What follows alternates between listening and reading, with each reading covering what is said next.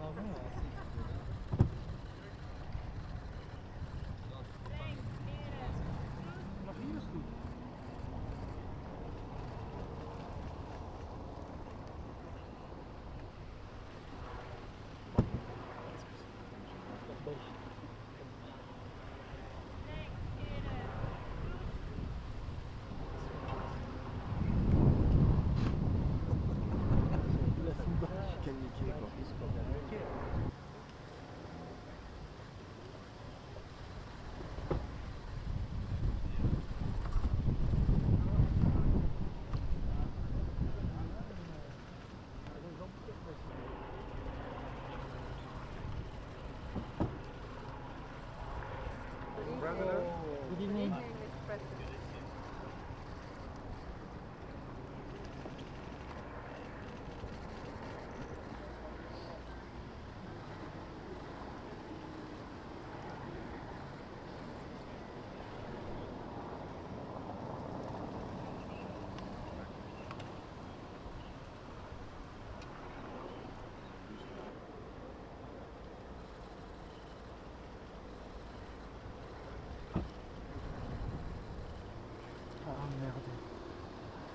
Good evening, sir.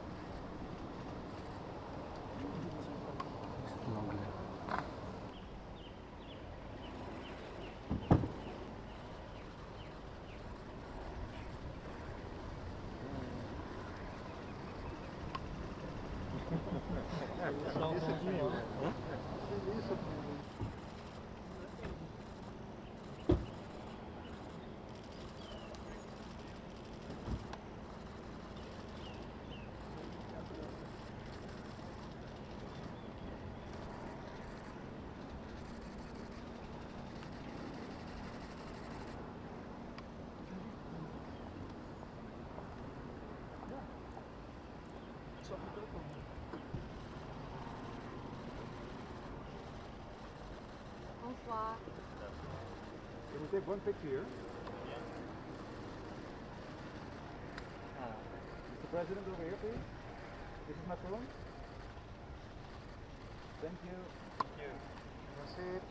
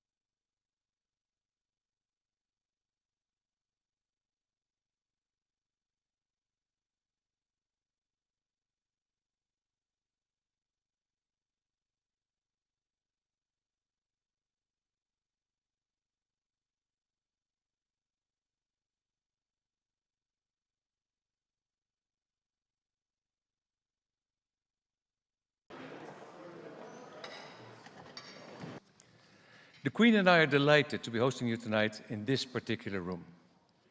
Because in 1899, my great-grandmother, Queen Wilhelmina, made this Oranjezaal available for the first Hague Peace Conference.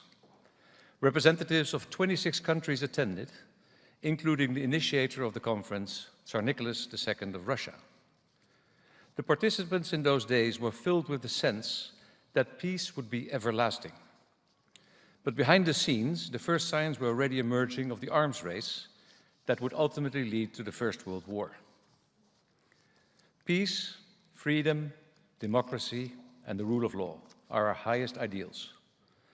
And yet history has taught us how fragile these values are if they're not protected. Where would we be without strong organizations that stand up for the defense of international stability, peace and freedom? Where would we be without NATO's firm resolve? Let us stay focused on what for 76 years has been the key to NATO's success. In the future, NATO will remain open to new members that share our values. We can't stand still. Events since 1989 have taught us that. Ours is fundamentally a defensive alliance. Others may call it aggressive, but that's only because they reject fundamental rights and freedoms and fear that their citizens may one day demand them. To the Dutch government for organizing this NATO summit over the course of 2 days. Mr. President, it means so much to us to welcome you in our home tonight. We cherish the bonds of friendship that will always unite our nations. Our friends and partners from the Indo-Pacific region are welcome in our circle as guests.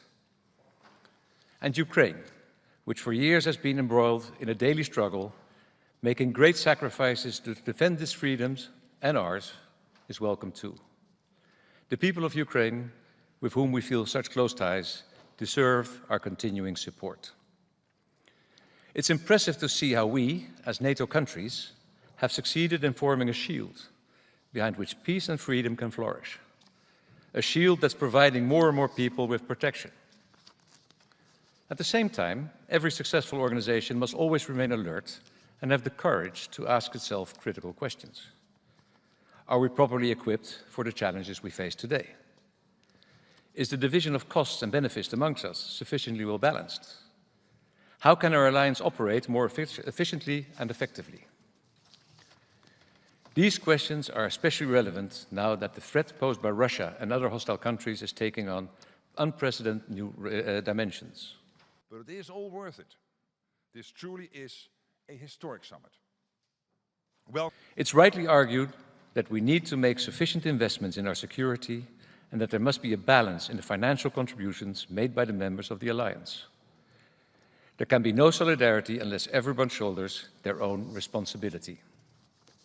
Perhaps, beside Article 5 of the NATO Treaty, there needs to be more focus on Article 3, the provision that says that, and I quote, parties, separately and jointly, will maintain and develop their individual and collective capacity to resist armed attack. These subjects are bound to come up in your discussions tomorrow.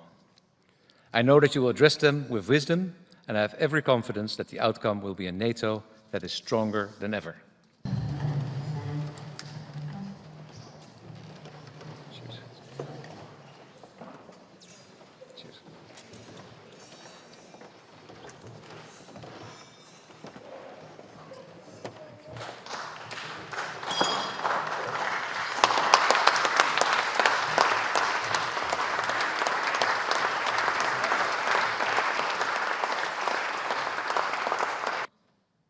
Tomorrow, NATO allies will make a very big decision on defense investment that will go down in history as transformational.